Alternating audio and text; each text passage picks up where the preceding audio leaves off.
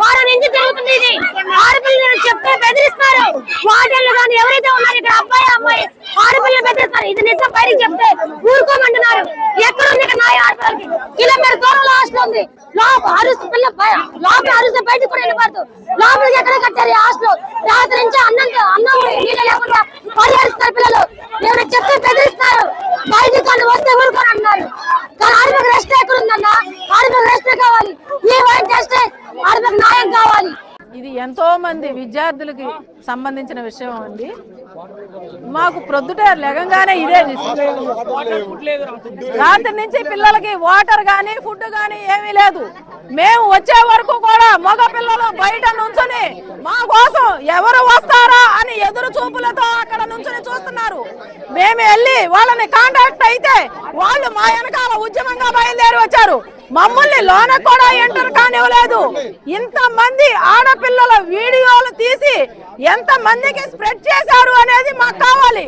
ఈ యాజమాన్యం ఎన్నో రోజుల నుంచి ఈ విషయం తెలుస్తున్నా గానీ బంధించేసి మూత వేసి ఎవరికి బయటకి పొక్కకుండా చేశారు. ముందు యాజమాన్యం బయటకి రండి. ఎస్పీ గారు అయితే ఏమీ జరగలేదని అంటున్నారు. నిప్పు లేదు పొగ రాదు.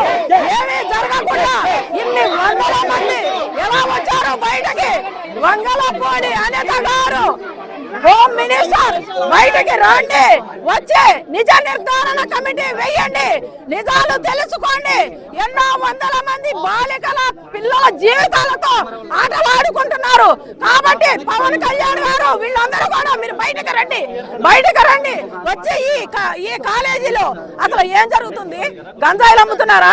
మత్తు పదార్థాలు అమ్ముతున్నారా? ఈ విషయాలు ఎప్పుడో బయటకు వచ్చినాయి. కానీ వీటిలన్నింటినీ కూడా మభ్య పెట్టేశారు.